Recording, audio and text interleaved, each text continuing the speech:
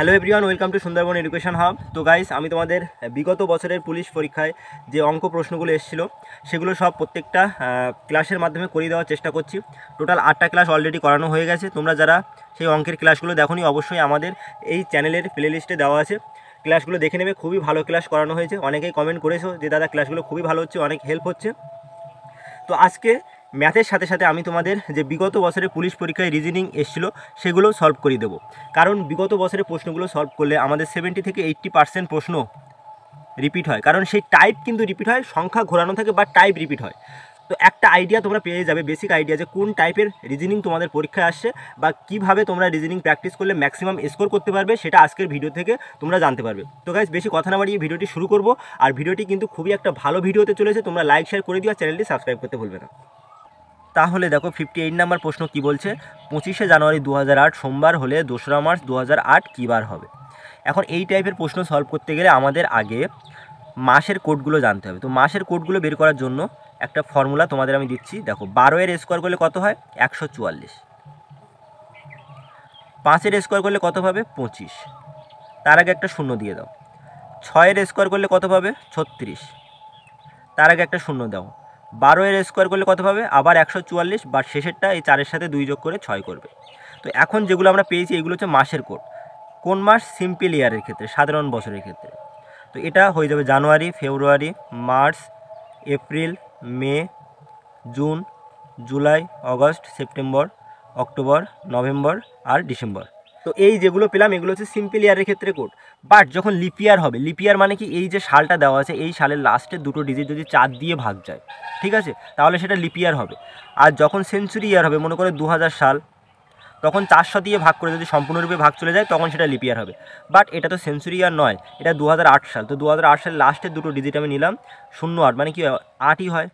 তো 8কে তুমি 4 দিয়ে ভাগ করলে সম্পূর্ণরূপে ভাগ চলে যায়, কোনো ভাগশেষ থাকে না, তার মানে 2008 হচ্ছে একটা লিপ ইয়ার। তো লিপ ইয়ারের ক্ষেত্রে দেখো অ্যাজ ইট ইজ সব মাসের ক্ষেত্রেই কোড সেম থাকে, শুধুমাত্র জানুয়ারির এই 1-এর সাথে 1 বিয়োগ করো, কত হয়? 0। ফেব্রুয়ারির 4-এর সাথে 1 বিয়োগ করো, 3 হয়। তো শুধুমাত্র লিপ ইয়ারের ক্ষেত্রে জানুয়ারির কোড 0 আর ফেব্রুয়ারির কোড 3।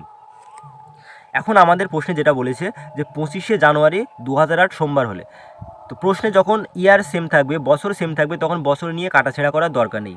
আমাদের জাস্ট 25শে জানুয়ারি, এরা কি বলেছে? সোমবার বলেছে, মন্ডে বলেছে। এখন দিনের কোডগুলো আমাদের জানতে হবে। যখন তুমি 0 পাবে তখন সেটা কি হবে? স্যাটারডে, শনিবার। যখন 1 পাবে তখন রবিবার, সানডে। যখন 2 পাবে মন্ডে, সোমবার। যখন 3 পাবে তখন সেটা টুয়েসডে, মঙ্গলবার। যখন 4 পাবে তখন সেটা ওয়েডনেসডে, বুধবার। যখন 5 পাবে থার্সডে, বৃহস্পতিবার। আর যখন 6 পাবে তখন সেটা ফেব্রুয়ারি মাস হবে। এখন এখানে বলছে 25শে জানুয়ারি, তো 25কে তুমি 7 দিয়ে ভাগ করো, কত থাকবে? ভাগশেষ থাকছে কিন্তু 4। এবার জানুয়ারি মাসের কোড কত লিপ ইয়ারের ক্ষেত্রে? 0। তো 4 প্লাস 0 কত হলো? 4।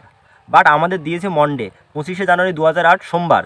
এখন সোমবারের কোড কত? 2। তো 4 থেকে 2 যেতে গেলে 4 থেকে 2 মাইনাস করো, কত পেলে? সোমবার পেয়ে গেলে। তো ওরা কিন্তু ঠিকটা দেয়নি, কারণ 25শে জানুয়ারি 2008 কী হয়? বুধবার হয়, বাট এখানে ওরা সোমবার দিয়েছে। তো আমরা এখানে 4 থেকে 2 বিয়োগ করে দিলাম। এখন আমাদের বের করতে হবে 2রা মার্চ কী বার হবে। তো 2রা মার্চ 2 ওয়ার্ড নাম্বার আছে, তাহলে 2 লিখে রাখো। আর মার্চের ক্ষেত্রে কোড কত? 4। তাহলে 2 প্লাস 4 হচ্ছে 6। এগুলো আর 7 দিয়ে ভাগ করার দরকার নেই। 7-এর থেকে ছোটো সংখ্যা থাকলে তোমরা 7 দিয়ে ভাগ করবে না। 7-এর থেকে বড় সংখ্যা থাকলে সেটাকে 7 দিয়ে ভাগ করে ভাগশেষটাকে নেবে। তো 25কে 7 দিয়ে ভাগ করলে তোমরা ভাগশেষ কত পেতে? 4 পেতে, সেই জন্য আমি 4 লিখেছি। বাট 7-এর থেকে ছোটো সংখ্যা হলে অ্যাজ ইট ইজ সেম, সেটাই তোমরা রাখবে। তাহলে আমরা কত পেলাম? 6 পেলাম। এখন দেখো 6 মানে কি? 6 মানে হচ্ছে ফ্রাইডে, শুক্রবার। বাট আমাদের প্রথমে আমরা যেটা পেয়েছিলাম তার থেকে 2 মাইনাস করেছি, তো আমরা 6 থেকে 2 মাইনাস করলে কত পাবো? 4। তো 4 কত হয়ে যাবে? 4 হয়ে যাবে বুধবার। তো 2রা মার্চ 2008 কী বার হবে? বুধবার। আশা করি তোমাদের বোঝাতে পেরেছি। তো এই টাইপের যদি ক্যালেন্ডার থেকে তোমাদের রিজনিং আসে, তোমরা প্রথমে এই কোডটা জানবে, 12-এর স্কোয়ার করবে, 5-এর স্কোয়ার, 6-এর স্কোয়ার, 12-এর স্কোয়ার, এইভাবে পেয়ে যাবে। লিপ ইয়ারের ক্ষেত্রে জানুয়ারি আর ফেব্রুয়ারি কী হয়? 0 আর 3 একটু চেঞ্জ থাকে, বাকি আজ ইট ইজ সেম। এখন দেখো এখানে বছর সেম আছে, তার মানে বছরটাকে নিয়ে আমাদের কাটাছেড়া করার দরকার নেই। আমরা জাস্ট এই যে তারিখ দেওয়া আছে আর মাস দেওয়া আছে এটাকে কাটাছেড়া করব। তো এখন এটা লিপ ইয়ারের ক্ষেত্রে দেখো জানুয়ারি কী হয়? 0। আর 25শে জানুয়ারি বলেছে, 25কে 7 দিয়ে ভাগ করলে ভাগশেষ পেলে 4। তো 4 প্লাস 0 4। এখন 4 মানে হচ্ছে বুধবার, বাট আমাদের দেওয়া আছে সোমবার। তো 4 থেকে 2 মাইনাস করলে তুমি পাবে সোমবার। তো অ্যাজ ইট ইজ সেম নিচে করেছি। 2রা মার্চ 2 আছে, 2কে 7 দিয়ে ভাগ করার দরকার নেই, কারণ 2 7-এর থেকে ছোটো। এরপরে মার্চ মাসের যে কোড সেটা হচ্ছে 4, টোটাল পেলাম 6। এখন 6 থেকে 2 মাইনাস করে দেবো, কারণ প্রথমে আমরা 4 থেকে 2 মাইনাস করেছি, যেটা পেলাম সেটাই হচ্ছে আমাদের রিকোয়ার্ড অ্যান্সার। তো 4 মানে কি বুধবার, তো রাইট অ্যান্সার কী হবে, বুধবার হবে। দেখো পরের একটা সহজ প্রশ্ন, 8, 17, 36, 75 প্রশ্নবোধক চিহ্নস্থানে কী বসবে। তার মানে 8-এর সঙ্গে তুমি যদি 2 গুণ করো, তার সাথে 1 যোগ করলে পাবে কত, 17। এরপরে 17-এর সাথে 2 গুণ করো, 17 2 34 আর 2 কত, 36। 36-এর সাথে আবার 2 গুণ করো, করে 3 যোগ করো, করলে পাবে তুমি 75। এরপরে 75-এর সাথে তুমি 2 গুণ করো, করে 4 যোগ করো, পাবে কত, 154। তো 154 ইজ দ্য রাইট অ্যান্সার। পরের প্রশ্ন, ভালো প্রশ্ন দেখো, 6 জন ব্যক্তি গোল হয়ে কেন্দ্রের দিকে মুখ করে বসে আছে, এ বি এর দিকে মুখ করে আছে। তাহলে গোল হয়ে মুখ করে বসে আছে, তাহলে একটা সার্কেল ড্র করি। তো এখানে যদি এ ব্যক্তি থাকে, এখানে কি আছে, বি ব্যক্তি, একে অপরের দিকে মুখ করে আছে। এরপরে বলছে বি ই এর ডান দিকে, তার মানে বি আছে ই এর ডান দিকে, তাহলে ই থাকবে এই সাইডে, ই থাকলো এই সাইডে, ই এর ডান দিকে বি আছে। আবার বলছে সি এর বাঁ দিকে বসে আছে, বি সি এর বাঁ দিকে বসে আছে, তার মানে সি থাকবে এই সাইডে। সি ডি এর বাঁ দিকে আছে, সি ডি এর বাঁ দিকে থাকলে ডি থাকলো এই দিকে। আবার বলছে এফ এর ডান দিকে আছে, এফ এর ডান দিকে আছে, তার মানে এফ কোথায় আছে, এফ এখানে আছে এর ডান দিকে। তারপরে বলছে দেখো, এরপর ডি এফ এর সাথে আর ই বি এর সাথে তাদের স্থান পরিবর্তন করলো, তার মানে এখানটাতে চলে গেল কে, এখানটাতে চলে আসলো ডি, আর এখানটাতে চলে আসলো এফ, স্থান পরিবর্তন করেছে। এরপরে এখানে চলে আসলো ই, আর এখানে চলে আসলো কে, বি। এখন কি বলছে দেখো, এখন সি এর দুপাশে কে কে আছে, তো সি এর দুপাশে এখন এক পাশে এফ আছে আর এক পাশে ই আছে, তো রাইট অ্যান্সার হয়ে যাবে অপশান নাম্বার এ। পরের প্রশ্ন দেখো, আমি এর আগে রিজনিংয়ের একটা ক্লাস অলরেডি নিয়েছি, তোমরা যারা দেখোনি সেই ক্লাসটা দেখবে, না দেখলে কিন্তু যে প্রশ্নগুলো আমি এখন সলভ করছি সেগুলো করতে পারবে না। দেখো i = 9 বলা আছে, আমি তোমাদের শিখিয়েছিলাম যে কি করে অ্যালফাবেটের যে নাম্বারগুলো মনে রাখতে হয়, কোনটা কত নাম্বারে আছে। এখন দেখো এখানে আমি স্লিপ লিখছি, SLIP, স্লিপ কত দেওয়া আছে, 56 দেওয়া আছে। এখন তোমরা যারা জানো বা যারা আমার আগের ক্লাসটা দেখেছো তারা বলতে পারবে এস কত নাম্বার পজিশানে আছে, 19 নাম্বার পজিশানে। এল কত, এল হচ্ছে 12। দেখো এরকম মুখস্থ না থাকলে তোমরা কিন্তু ইজিলি করতে পারবে না। আই কত নাম্বার, আই এখানে অলরেডি বলা আছে 9। আর পি, পি হচ্ছে প্রিন্স, প্রিন্সের বয়স কত, 16 বছর। এইভাবে আমরা মনে রাখি, টোটাল যোগ করো, যোগ করলে তুমি দেখো 56 পেয়ে যাবে। 16 আর 9 25, 25 আর 12 হচ্ছে 37, 37 আর 19 56, তাহলে তুমি 56 পেয়ে গেলে। TASK, তো টি কত, টি হচ্ছে 20, আমরা এইভাবে মনে রাখি, ই জ্যোতি, ই জ্যোতি, ই হচ্ছে 5, জে হচ্ছে 10, ও হচ্ছে 15 নাম্বার পজিশনে আছে, টি 20 আর ওয়াই 25।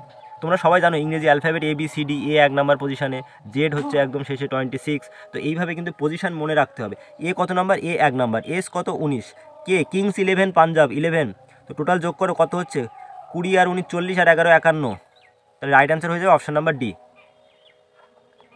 পরের প্রশ্ন দেখো, PQRST এবং ইউ এর মধ্যে প্রত্যেকের ওজন ভিন্ন, এস কিউ এর থেকে ভারী। কি বলছে, এস কিউ এর থেকে ভারী, তাহলে এস গ্রেটার দ্যান কিউ। আর শুধুমাত্র টি আর পি এর থেকে হালকা, তাহলে আর বাকি সবার থেকে ভারী, বাট শুধুমাত্র কাদের থেকে, টি পি থেকে আর কি, আর হালকা। তাহলে বাকি যারা আছে সবার থেকেই কে ভারী, আর। তাহলে বাকি কে কে আছে, এস কিউ আছে, এস কিউ আর ইউ। এখন কি বলছে দেখো, কিউ সব থেকে হালকা নয়, তাহলে কিউ সব থেকে হালকা নয়, আবার কিউ এসের থেকে হালকা, তার মানে শেষের দিকে কে থাকছে, শেষের দিকে থাকছে ইউ। ওকে, আবার বলছে পি সব থেকে ভারী নয়, তাহলে পি, টি আর পি আর এর থেকে ভারী, টি আর পি আর এর থেকে ভারী, আবার পি সব থেকে ভারী নয়, তার মানে ওজনের দিক থেকে দ্বিতীয় ভারী কী হয়ে যাবে, ওজনের দিক থেকে সব থেকে ভারী হবে টি, তারপরে দ্বিতীয় ভারী হবে পি। তো right answer option number C. আশা করি তোমাদের বোঝাতে পেরেছি। এখানে কি বলছে দেখো, আর শুধুমাত্র টি আর পি এর থেকে হালকা, আর শুধুমাত্র টি আর পি এর থেকে হালকা, তাহলে বাকি যারা আছে এস কিউ কিউ আর কি আর ইউ এদের থেকে ভারী, আর তার মানে আবার কিউ এসের থেকে হালকা। তো আমরা পেয়ে গেলাম দ্বিতীয় ভারীকে, দ্বিতীয় ভারী হচ্ছে পি। পরের প্রশ্ন দেখো, সোমা হলো দীপের মা, তাহলে সোমা এস, এস কার মা, দীপের মা। তার মানে এখানে সোমার জেন্ডার ক্লিয়ার, মা বলেছে মানে ফিমেল হবে। দীপ, দীপের জেন্ডার কিন্তু ক্লিয়ার নেই। নাম শুনে তোমাদের মনে হতে পারে দীপ ছেলে, বাট এখানে দীপের জেন্ডার ক্লিয়ার করে বলা নেই। আবার সোমা হলো রমেশের বোন, তাহলে সোমা কার বোন? রমেশের বোন। রমেশ হচ্ছে কে? আর দিয়ে ডিনোট করলাম। এখন রমেশ হচ্ছে চন্দ্রার ভাই, তাহলে রমেশ কার ভাই? চন্দ্রার ভাই। তো দেখো রমেশের জেন্ডার এবার ক্লিয়ার হয়ে গেল, ভাই বলেছে মানে রমেশ ছেলে, মেল। দীপ চন্দ্রার কে হয়? দীপ চন্দ্রার কে হয়? তার মানে কি, এই যে চন্দ্রার ভাই কে? রমেশ। তার মানে কি হয়ে যাবে, আবার রমেশের বোন যদি হয় সোমা, তার মানে চন্দ্রার বোনও কি হবে? সোমা। তো বোনের ছেলে বোনপো হবে, সিস্টার সন। বোনের ছেলে কি হবে? বোনপো, সিস্টার সন। পরের প্রশ্ন দেখো, ন্যাশনালিজম শব্দটির প্রতিটি স্বরবর্ণকে ঠিক তার পরের বর্ণটি দ্বারা প্রতিস্থাপিত করা হলে আর প্রতিটি ব্যঞ্জনবর্ণকে ঠিক তার আগের, তাহলে ভাওয়েলকে মানে স্বরবর্ণকে পরের বর্ণ দ্বারা প্রতিস্থাপন করা হচ্ছে, আর ব্যঞ্জনবর্ণকে আগের বর্ণ দ্বারা প্রতিস্থাপিত করা হলে নতুন বর্ণশ্রেণীর বাঁ দিক থেকে সপ্তম বর্ণটি কী হবে? এখন তুমি এই ন্যাশনালিজমটি লেখো,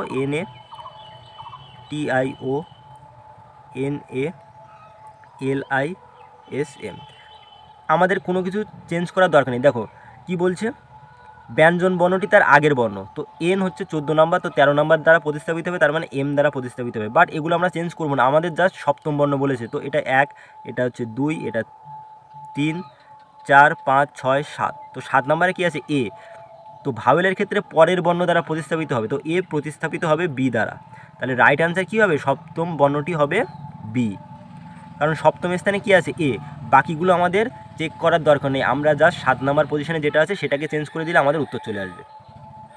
পরেরটা কি বলছে দেখো, 8, 17, 26, 35 প্রশ্নবোধক চিহ্ন স্থানে কি বসবে? তার মানে 8-এর সাথে তুমি 9 যোগ করো, কত পাচ্ছ? 17। আবার 17-এর সাথে তুমি যদি 9 যোগ করো পাবে 26, 26-এর সাথে 9 যোগ করলে 35, আর 35-এর সাথে 9 যোগ করলে পাবে 44। কি বলছে দেখো, প্রশ্নবোধক চিহ্ন স্থানে কি বসবে? প্রথমে থাকছে কত? 3, 9 2 11 আর 1 12, আর এখানে 5 6 12 আর 15। এখন দেখো এখান থেকে তুমি কি মাইনাস করেছো? 3 মাইনাস করলে 12 পাবে। বাট এখন 2-এর সাথে যদি 8 যোগ করো, 2-এর সাথে এখানে যদি 8 রেখে যোগ করো, তাহলে তুমি পাচ্ছ কত? 10। তো 3 আর 10-এর গ্যাপ কত? 7। 3 আর 10-এর গ্যাপ কত হচ্ছে? 7। আবার 10 আর 12-এর গ্যাপ কত? 2। কোনো একটা সিকোয়েন্স নেই, দেখো ডিফারেন্স, কখনো 7 হচ্ছে, কখনো তারপরে আবার 2 হয়ে গেল, এদের মধ্যে 5 গ্যাপ, এদের মধ্যে আবার 1 গ্যাপ, কোনো একটা সিকোয়েন্স কিন্তু মেনটেন হচ্ছে না।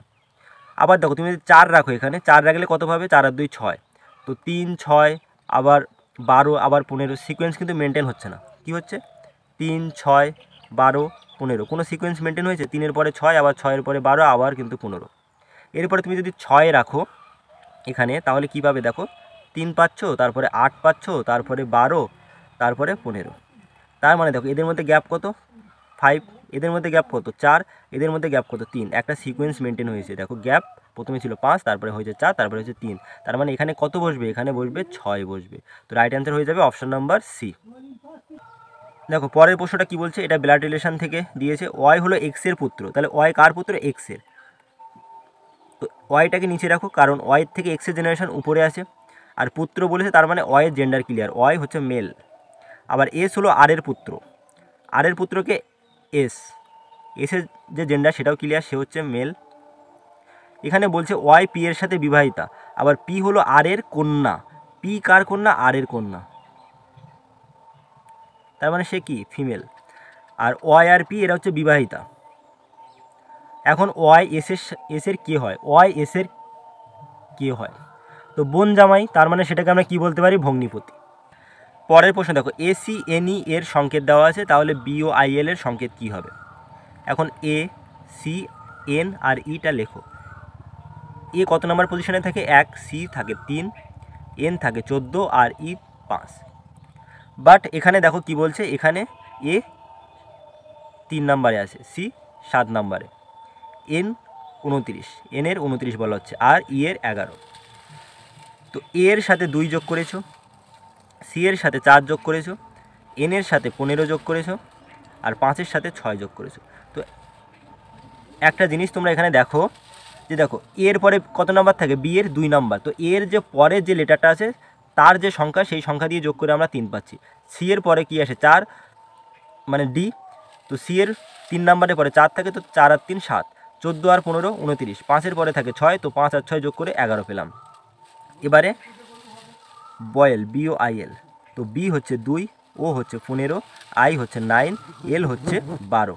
এখন এদের যে 2-এর পরে 3 দিয়ে যোগ করো কত 5, 15-এর পরে হচ্ছে 16, কত হচ্ছে 31, 9-এর পরে 10 19, আর 12-এর পরে 13 আর 12 25। তার মানে কী হয়ে যাবে 5 31 19 25। তো রাইট অ্যান্সার কী হবে? Option number B. এরপরে একটা ডিরেকশান থেকে দেখো প্রশ্ন দিয়েছে, দুজন সৈন্য এ আর বি যথাক্রমে পূর্ব আর পশ্চিম দিকে মুখ করে দাঁড়িয়েছিল। তাহলে এ আর বি, এ পূব দিকে আর বি হচ্ছে পশ্চিম দিকে মুখ করে দাঁড়িয়ে আছে। এরপরে বলছে তাদের দুজনকে বলা হলো বাঁয়ে মুড়। তাহলে এ যদি এখন বাঁ দিকে মুড়ে যায়, তার মানে এর বাঁ দিক এই দিকে, বাঁয়ে মুড়। এরপরে বলছে পিছে মুড়, তাহলে এ যদি পিছে মুড়ে যায় তাহলে এইভাবে পিছে মুড়বে। তারপরে বলছে ডায়ে মুড়, এখন এ যদি ডায়ে মুড়ে তাহলে এ ডান দিক কোনটা হবে? এই দিকে। আবার বলছে বাঁয়ে মুড়, তাহলে বাঁয়ে মুড়লে কোন দিকে যাবে? এই দিকে। তো এর পজিশন এখন কোথায় আছে? এ এখন এটা হচ্ছে সাউথের দিকে আছে। তোমরা ডিরেকশানটা দেখো, এটা যদি নর্থ হয়, এটা সাউথ হয়, এটা ইস্ট আর এটা ওয়েস্ট, তার মানে এ কোন দিকে আছে? সাউথের দিকে আছে। তো এর পজিশন সাউথ হবে। দক্ষিণ একটাই অপশানে দেখো দক্ষিণ বলা আছে, তো এটাই হয়ে যাবে। বাকি বিটা তোমরা চেক করে নিও, যেখানে দক্ষিণ বলা আছে তাহলে আমাদের আর চেক করার দরকার নেই।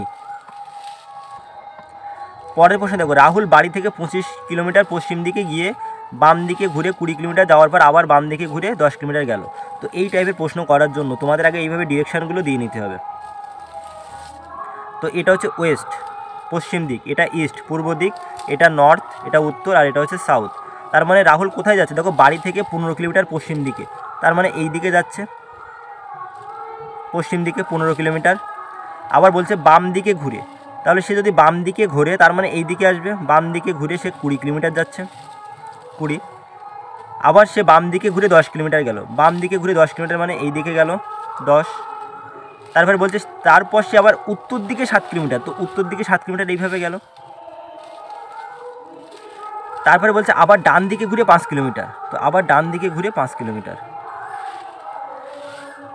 তো বাড়ি ও শেষ স্থানের মধ্যে দূরত্ব কত? তার বাড়ি আর শেষ স্থানের মধ্যে এখন দূরত্ব কত? তো এটা আমাদের বার করতে হবে। তো একটা জিনিস দেখো, এই টোটালটা হচ্ছে কত? 20 কিলোমিটার। এই পর্যন্ত দেওয়া আছে 7, তাহলে বাকি এটা কত হবে? বাকি এটা হয়ে যাবে 13, 13 + 7 20, তাহলে এটাও হবে কত? 13। তাহলে তোর বাড়ি আর যে অন্তিম স্থান এখন এদের মধ্যে দূরত্ব হয়ে যাবে কত? 13 কিলোমিটার। আশা করি তোমাদের বোঝাতে পেরেছি। পরের প্রশ্নে দেখো, গ্রোথকে HQPVUG এবং 4K GNVQ লেখা হলে ওই নিয়ম অনুযায়ী বুক ওয়ার্মকে কী লেখা হবে? তাহলে গ্রোথ GROWTH এটা লেখো, লিখে ওর নিচে যেটা বলা আছে সেটা লেখো, HQPVU আর G। এখন দেখো G কত? 7, H হচ্ছে 8, 1 যোগ করেছি, আর 18, Q 17, 1 মাইনাস, O 15, P 16, 1 যোগ, W 23, V 22, 1 minus, T 20, U 21, 1 plus, H 8, G 7, 1 minus. তার মানে কি হচ্ছে? একবার 1 যোগ হচ্ছে, একবার 1 মাইনাস হচ্ছে, একবার 1 প্লাস হচ্ছে, একবার 1 মাইনাস হচ্ছে। তাহলে আমরা বুক ওয়ার্মকে কী লিখব?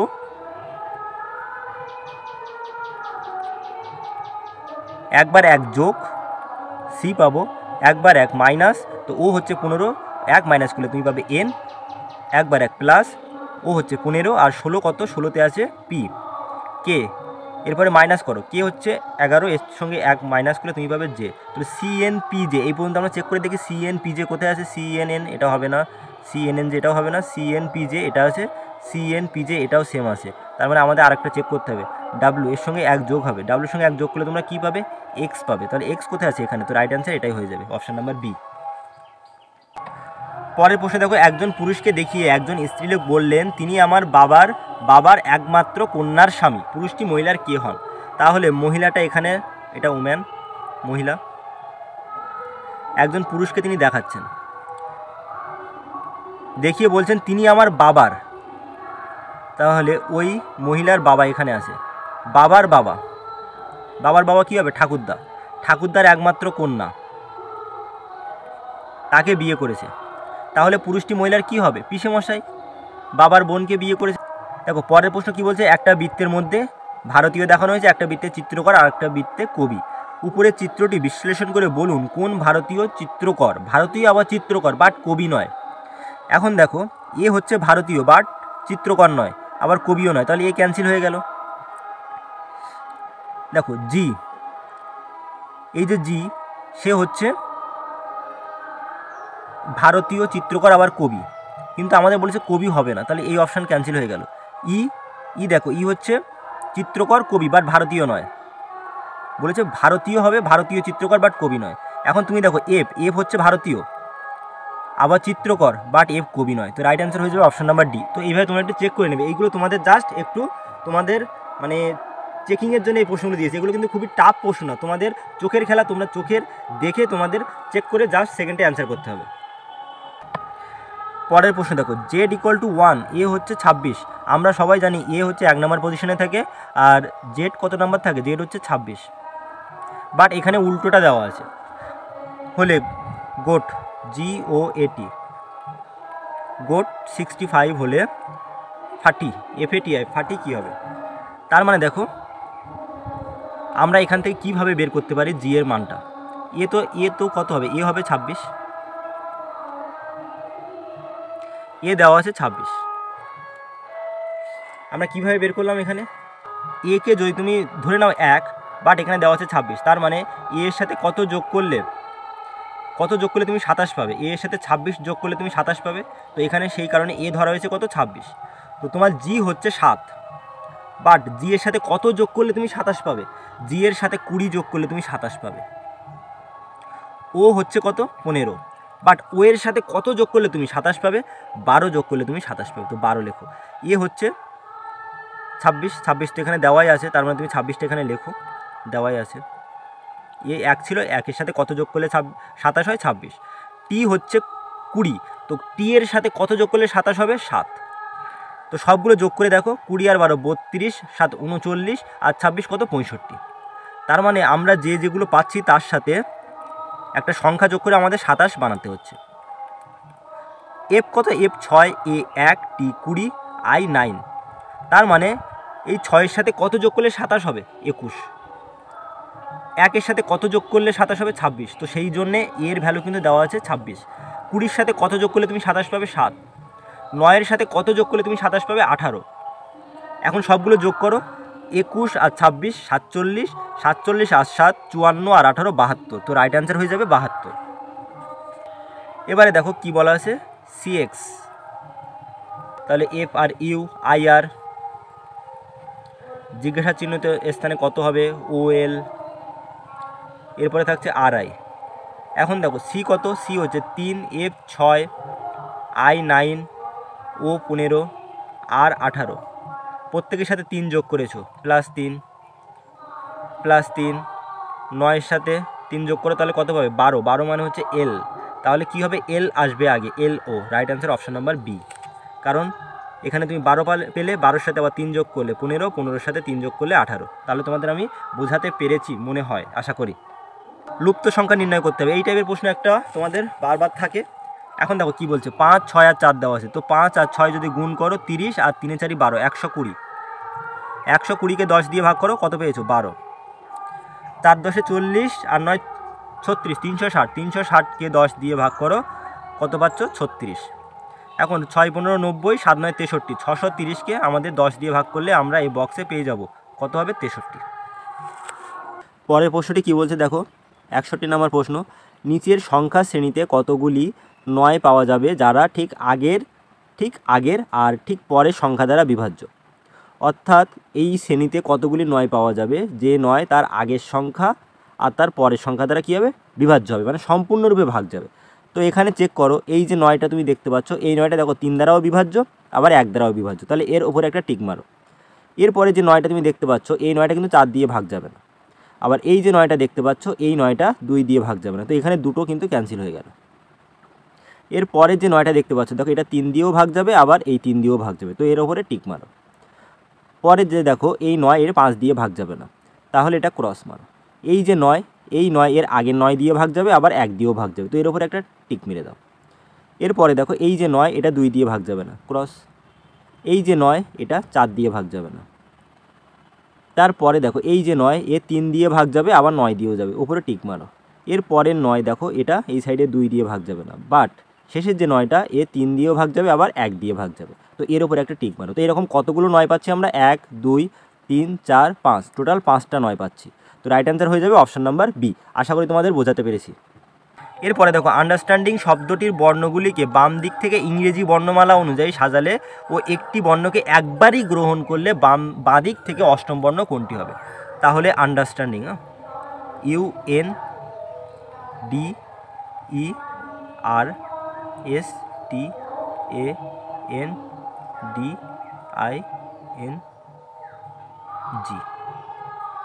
আমাদের ইংরেজি বর্ণমালার অ্যালফাবেটের বাম দিক থেকে সাজাতে হবে, বাঁ দিক থেকে। তো প্রথমে আমরা কি পাবো? এ পাবো। তো এটা নেওয়া হয়ে গেলে মানে এ এখানে কেটে দাও। এরপরে থাকছে কি? এরপরে ডি আসে, তো দুটো ডি তুমি লিখে ফেলো এখানে। তো ডি দুটো নেওয়া হয়ে গেছে, তার মানে তুমি দুটো কেটে দাও। এরপরে থাকে কি বলো তো? এরপরে থাকে হচ্ছে ই, ইটা লিখে ফেলো। ই এর পরে ই নেওয়া হয়ে গেছে, ই এর পরে আসবে আই, আই আই কাটো। সরি, এর আগে ছিল জি, তো জিটা লিখে ফেলো আগে। জি ছিল, জি কাটো। তারপরে আসে কি? তারপরে আসবে আই, আই কাটো। এরপরে আসছে এন, এন আছে 3টে, তো এন লিখে ফেলো, এন 3টে কাটো। তো এন এর পরে আসবে তোমাদের আর, তারপরে আসবে এস, তারপরে টি, তারপরে ইউ।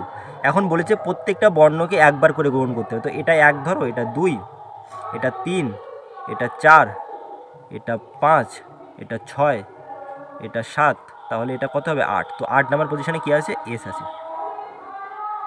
কি বলছে দেখো, ইংরেজি বর্ণমালার প্রথম থেকে 18তম বর্ণের বাঁ দিকের সপ্তম বর্ণ কোনটি?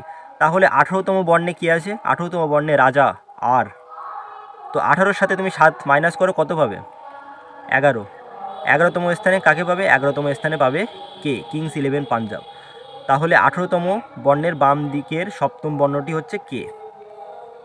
এরপরে বলছে লুপ্ত সংখ্যাটি নির্ণয় করুন। লুপ্ত সংখ্যা, তার মানে এখানে দেখো, তুমি যদি 7 আর 4 গুণ করো, 4 7 28, 28-এর সাথে আবার 9 গুণ করলে তুমি পাবে 252, 252 আর 10 যোগ করলে পাচ্ছ 262। অ্যাজ ইট ইজ এখানে দেখো 3 5 15, 6 15 90, 90-এর সাথে তুমি 9 যোগ করো, 99 পাচ্ছ। এখানে কী হবে? 7 8 56, 56 আর 10 560, 560-এর সাথে তুমি 13 যোগ করলে কত পাবে? 573। তো এর পরের প্রশ্ন কী বলছে দেখো, যদি প্লাস মানে ভাগ হয়, তাহলে যেখানে প্লাস আছে সেটা কাটো, কেটে ভাগ বসাও। মাইনাস মানে গুণ, মাইনাসটাকে কেটে গুণ। আর ভাগ মানে হচ্ছে বিয়োগ, আর গুণ মানে যোগ। তাহলে কি হবে? তার মানে এখানে যদি তুমি এটাকে এইভাবে লেখো, 67 প্লাস 119 ভাগ 17 গুণ 27 মাইনাস 259।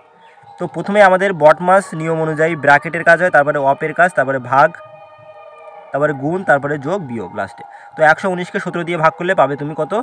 7 17 119, 119-কে 17 দিয়ে ভাগ করছি, প্লাস এখানে ছিল 67 গুণ 27 মাইনাস 259।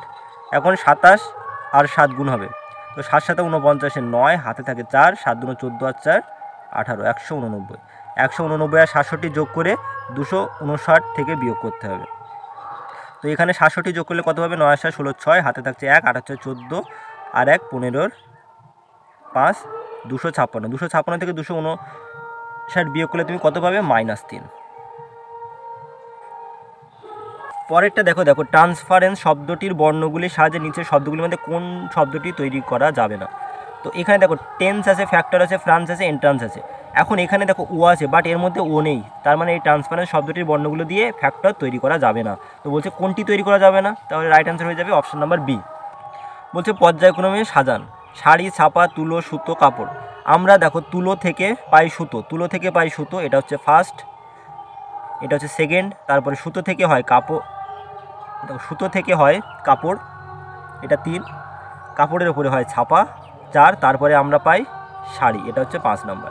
তো 1 নাম্বার হচ্ছে 3, তো 3 4 কী হবে? 3 প্রথমে আসবে, তারপরে আসবে 4, তারপরে আসবে 5, তারপরে হচ্ছে 2, তারপরে 1। 3 4 5 2 1, 3 4 5 2 1, অপশন নাম্বার সি। পরের প্রশ্ন কী বলছে দেখো, কোনো সাংকেতিক ভাষায় পিল জিন জব মানে অ্যাপেল ইজ গুড। পিল জিন জব তার মানে কি হচ্ছে, অ্যাপেল ইজ গুড। এরপরে আসে জব জন পিন। জব জন পিন মানে হলো tree is tall. Tree is tall. এরপরে পিল man San. Pin man San it good fruit.